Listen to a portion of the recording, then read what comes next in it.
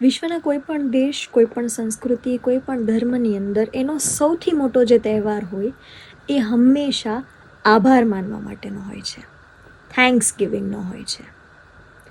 તો આ દિવાળીના પર્વ પર મને સપોર્ટ કરનાર, મને ઓળખનાર, મને ન ઓળખનાર, કદાચ ન પણ સપોર્ટ કરનાર વ્યક્તિ, જેટલા લોકો અનેકાનેક રીતે મારા સાથે સંપર્કમાં આવ્યા છે, ક્યારે મારો વિડીયો જોયો છે, એ બધાનો હું ખૂબ ખૂબ આભાર માનું છું અને દિવાળીની લાખેણી શુભકામનાઓ આપું છું.